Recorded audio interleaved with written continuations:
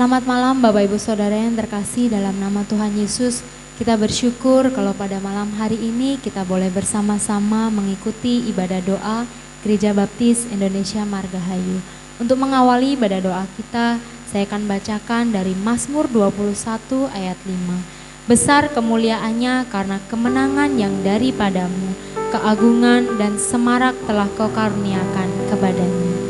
Kita akan naikkan pujian kemenangan terjadi di sini.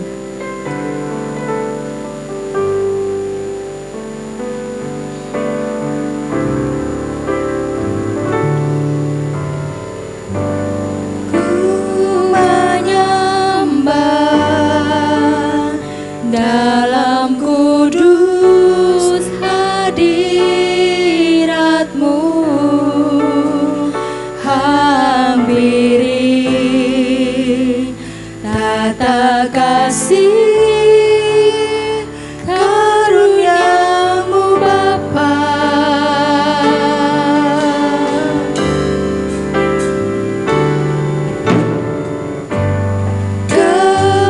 Kekuatanku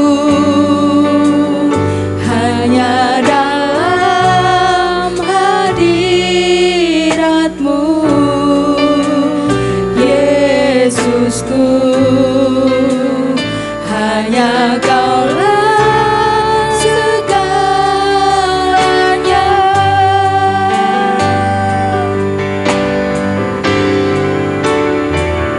Ku yakin Kau hadir di sini. Ku rasakan kuasa yang tak terbatas. Ku yakin Kau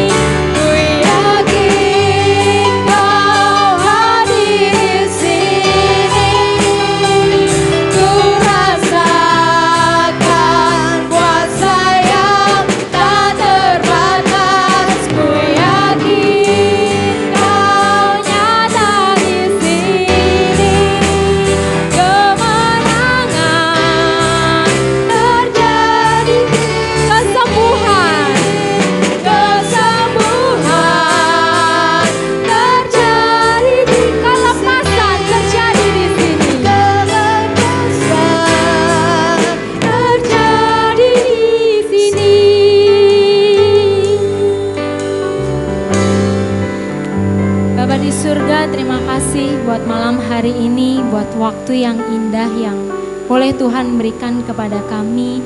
Di tengah-tengah aktivitas kami Tuhan, kami boleh bersama-sama datang kepada Engkau dalam ibadah doa kami pada malam hari ini. Tuhan, pada malam hari ini kami siap untuk kami boleh mendengarkan firman Tuhan. Kami mau menaikkan setiap puji-pujian kami dan kami akan menaikkan setiap syukur doa kami kepada Engkau. Terima kasih Tuhan, berkati setiap kami yang saat ini mengikuti, baik yang ada di rumah kami masing-masing. Tuhan terus menolong kami, memberkati kami. Hanya di dalam nama Tuhan Yesus kami sudah berdoa. Amin. Puji nama Tuhan, kita sudah dipimpin Tuhan, kita sudah disertai Tuhan di dalam segala aktivitas kita. Dan saat ini malam hari ini kita boleh meluangkan waktu kita untuk datang ke hadirat Tuhan. Dan mari kita bersuka cita, kita ucapkan syukur kita dengan meninggikan nama Tuhan. Tinggikanlah nama Tuhan.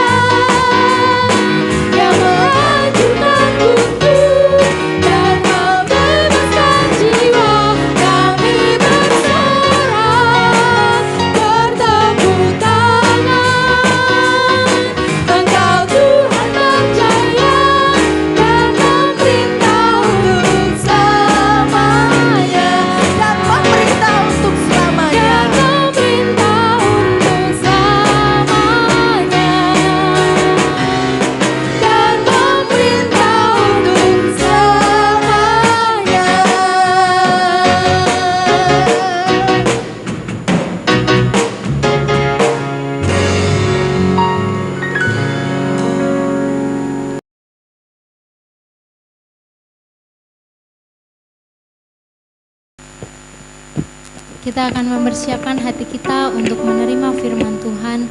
Kita akan naikkan pujian, firman-Mu berkata, Kau besertaku.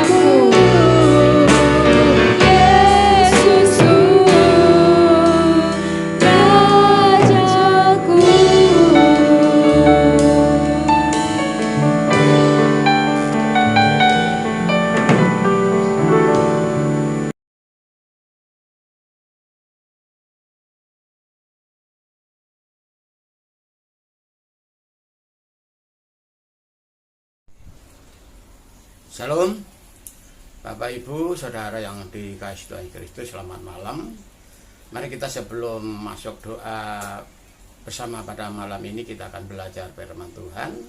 Firman Tuhan pada malam ini diambil dari Mazmur 137 ayat 1 sampai yang ke 9, itu perikopnya di tepi sungai Babel. Saudara yang dikasihi Kristus, firman Tuhan saya akan bacakan dari Mazmur 137 1 sampai 9. Di tepi sungai Babel, di sanalah kita duduk sambil menangis apabila kita mengingat Sion. Pada pohon-pohon kadarusa di tempat itu kita menggantungkan kecapi kita, sebab di sanalah orang-orang yang menawan kita meminta kepada kita memperdengarkan nyanyian, dan orang-orang yang menyiksa kita meminta nyanyian sukacita. Nyanyikanlah bagi kami nyanyian dari Sion. Bagaimanakah menyanyi nyanyian Tuhan ya di negeri asing? Jika aku melupakan engkau, hai Yerusalem, biarlah menjadi kering tangan kananku, biarlah lidahku melekat pada langit-langitku, jika aku tidak mengingat engkau, jika aku tidak jadikan Yerusalem puncak sukacitaku. Ingatlah ya Tuhan kepada Bani Edom, yang pada hari pemusnahan Yerusalem mengatakan, runtuhkan sampai ke dasarnya.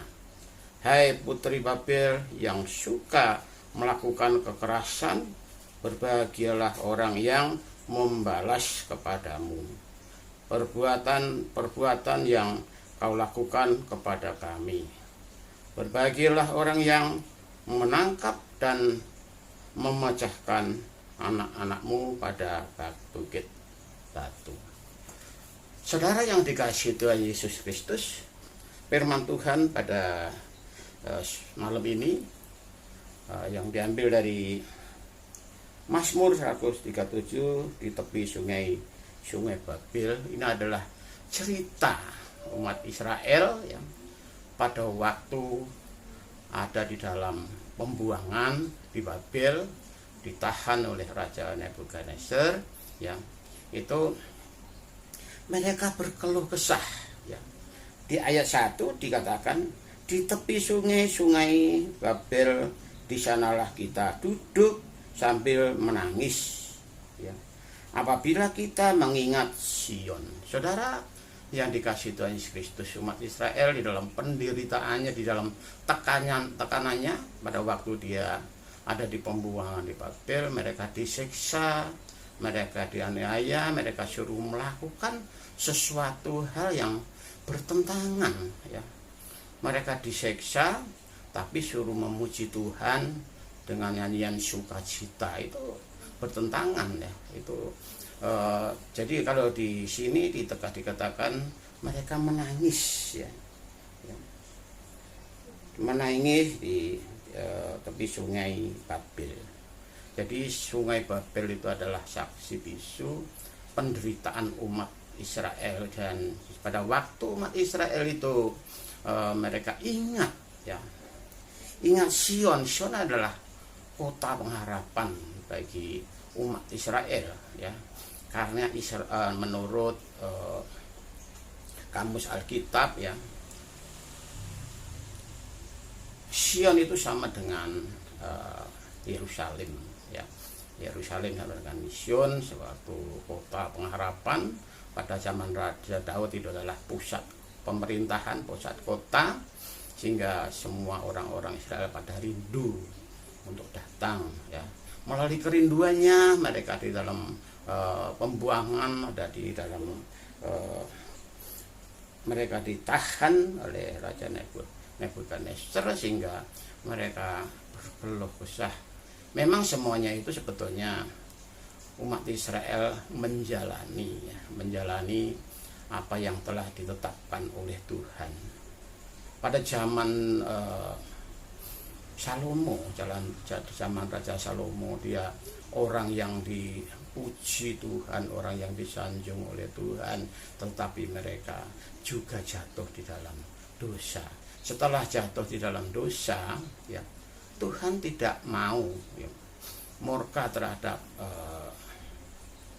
Salomo, tapi dia mengatakan generasi yang akan datang mereka yang akan menderita pembuangan di Babel. Sehingga ini adalah cerita yang telah disampaikan atau suatu yang ditetapkan oleh Tuhan melalui Raja Salomo pada waktu saya menyimpang, sehingga anak-anak atau raja-raja Yehuda semua banyak yang nyimpang meninggalkan Tuhan. Ya, awalnya ini Raja Zedekia, ya saudara, dia memberontak terhadap Nebukadnezar. Tuhan itu bisa memakai siapa saja untuk menegur umatnya, terutama menegur umat Israel. Sehingga pada saat umat Israel menyimpang dari Tuhan, ditegur dan diajar oleh Tuhan.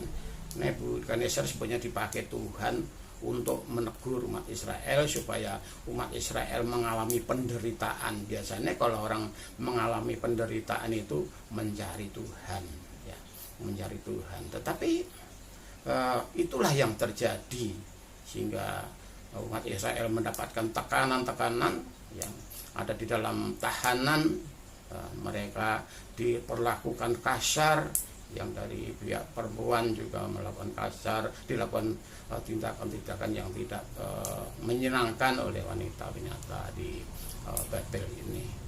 Sehingga semuanya itu memang umat Israel menggenapi firman Tuhan pada zaman Raja Salomo. Dan pada waktu Raja Salomo menyimpang dari Tuhan, Tuhan tidak murka terhadap Salomo, tapi dia telah berjanji generasi yang akan datang mereka yang akan mengalami pembuangan di Babel.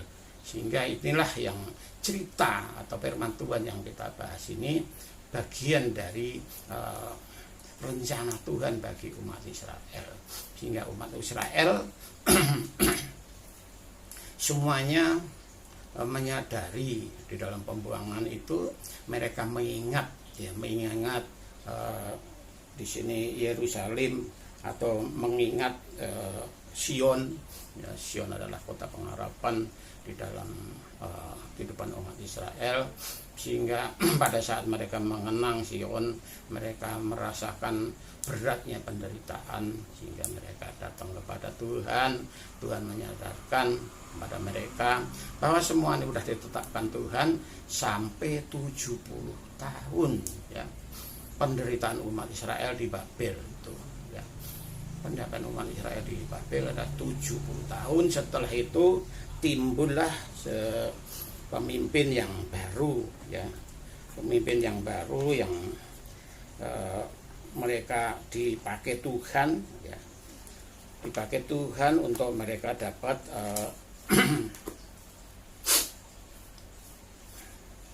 menjadi alat Tuhan untuk menegur mereka. Pada Nebukadnezar dipakai Tuhan untuk membuat umat Israel sengsara supaya mereka ingat kepada Tuhan. Tetapi setelah Nebukadnezar udah meninggal, ganti raja, yaitu Raja Kores, ya, Raja Persia, ya, itu dipakai Tuhan untuk mengembalikan umat Israel, ya, kepada kotanya kembali, dikumpulkan kembali ke kotanya, sehingga mereka berkumpul kembali. Sehingga memang Raja Kores ini dipakai Tuhan untuk mengembalikan umat Israel, karena mereka mendapatkan penguasa dari Tuhan, ya, kekuasaan dari Tuhan untuk membuat tempat ibadah mereka, sehingga mereka membebaskan semua umat Israel yang ada di Babel, hingga mereka suruh kembali lagi ke Yerusalem, hingga mereka membuat tempat ibadah mereka, ya. Kalau di dalam Yeremia ya saudara, Yeremia 29 dikatakan ayat 10 ya sampai yang ke-14 ya. Saya akan membacakan untuk mengakhiri renungan kita pada malam ini, yaitu semuanya itu adalah umat Israel menepati mengikuti atau apa yang telah ditetapkan oleh Tuhan ya. Nah, semua yang ditetapkan Tuhan, melakukan apa yang telah ditetapkan oleh Tuhan. Sebab beginilah firman Tuhan, apabila telah genap 70 tahun bagi Babel, barulah aku memperhatikan kamu, aku akan menepati janjiku itu kepadamu dengan mengembalikan kamu ke tempat ini. Sebab aku ini mengetahui rancangan apa yang ada padaku mengenai kamu. Demikianlah firman Tuhan, yaitu rancangan damai sejahtera dan bukan rancangan kecelakaan, untuk memberikan kepadamu hari depan yang penuh pengharapan. Dan apabila kamu berseru dan datang untuk berdoa kepadaku ya, maka aku akan mendengarkan kamu. Apabila kamu mencari aku, kamu akan menemukan aku. Apabila kamu menanyakan aku dengan segenap hati, aku akan memberi kamu menemukan aku. Demikianlah firman Tuhan, dan aku akan memulihkan keadaanmu dan akan mengumpulkan kamu dari antara segala bangsa dan dari segala tempat kemana kamu telah kucerai-beraikan. Demikianlah firman Tuhan, dan aku akan mengembalikan kamu ke tempat yang dari mana aku telah membuang kamu. Itulah janji Tuhan ya. Ya, umat Israel menggenapi firman Tuhan ya pada waktu mereka pada waktu Salomo menyimpang dari Tuhan, sehingga Tuhan tidak murka, tidak marah terhadap Salomo, tetapi anaknya yang mengalaminya. Kenapa anaknya mengalaminya? Anaknya juga semua menyimpang ya. Menyimpang dari ajaran-ajaran Tuhan ya. Seperti Raja Zedekia itu juga demikian ya, dia menjadi raja tetapi mereka tidak melakukan apa yang telah diajarkan oleh Tuhan ya.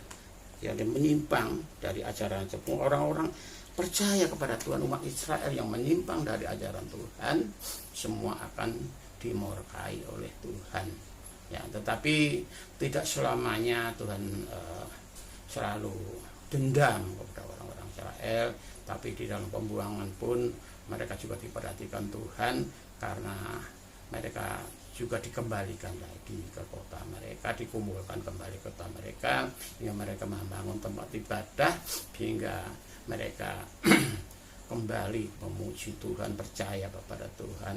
Itulah setiap umat manusia, kita pun semua yang ada di dalam kehidupan kita itu menjalani apa yang tidak ditetapkan oleh Tuhan. Semua yang kita lakukan itu adalah menjalani apa yang ditetapkan Tuhan, sehingga kita tidak bisa lari dari Tuhan. Sehingga itulah janji-janji Tuhan akan digenapi bagi kita semuanya, sehingga kita sebagai manusia hanya melakukan apa yang telah ditetapkan oleh Tuhan ya. Kalau kita mengalami masalah, kalau kita mengalami pergumulan, itu sudah ditetapkan dari Tuhan dari sana, sehingga kita menjalani. Demikian juga umat Israel yang ada di dalam pembuangan itu menjalani apa yang telah ditetapkan Tuhan. Tetapi mereka selama 70 tahun mereka mengalami penderitaan, tapi Tuhan mengingat mereka, sehingga mereka kembali dikumpulkan kepada bangsa-bangsa yang lainnya, ya, berkumpul kembali di Yerusalem. dikembalikan kepada semula. Itulah yang dijanjikan Tuhan, hingga semuanya itu kalau kita percaya, kita sadar bahwa kita menjalani hidup itu melakukan kehendak Tuhan, melakukan apa yang telah ditetapkan Tuhan. Kita tidak perlu menyesali apa yang telah kita alami, tapi kita bersyukur kepada Tuhan karena Tuhan selalu memberi kekuatan, selalu menolong hingga kita bisa menghadapi segala masalah tantangan hidup kita. Itulah firman Tuhan, kiranya menjadi berkat bagi kita semuanya. Mari kita berdoa. Terima kasih Tuhan Yesus, Engkau berkati kami melalui kebenaran firman-Mu. Ajarkan kami Tuhan memahami akan kebenaran firman-Mu. Kami sebagai orang yang percaya kepada Tuhan, kami menjalankan apa yang Tuhan telah tetapkan bagi kami, sehingga kami harus selalu bersyukur pada Tuhan, selalu mengingat kepada Tuhan, selalu datang kepada Tuhan, seperti yang telah Engkau janjikan. Kalau umat Israel datang kepada Tuhan, mau berdoa kepada Tuhan, Engkau mendengar, Engkau menjawab. Dia pada saat umat Israel mencari Tuhan, mereka akan mendapatkan Tuhan. Itulah yang Engkau ajarkan bagi kami. Ajarkan kami setiap mengalami masalah, kami datang kepada Tuhan, kita mencari Tuhan, hingga kami mendapatkan jawaban apa yang telah Engkau tetapkan. Terima kasih Bapa, dalam nama Tuhan Yesus kami telah berdoa dan mengucap syukur. Amin. Mari Bapak Ibu Saudara, sebelum kita menaikkan doa kita akan menaikkan pujian satu-satunya yang kuandalkan.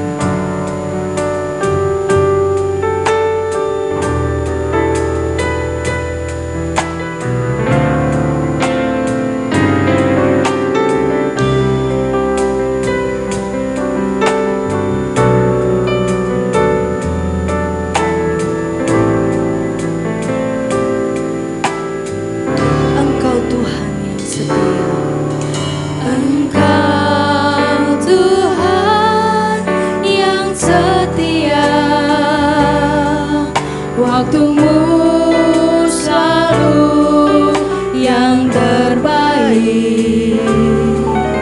Engkau Tuhan sandaranku, dan ku hanya kan berharap padamu. Satu-satunya yang kuandalkan, satu-satunya yang ku satu-satunya yang ku percaya. Engkau sumber kekuatan, sumber pengharapan, sumber kedamaian. satu-satunya yang kuandalkan, Satu-satunya yang ku andalkan, satu-satunya yang ku percaya. Engkau Tuhan memberkati, Tuhan penyembuhku, Tuhan pemulihku.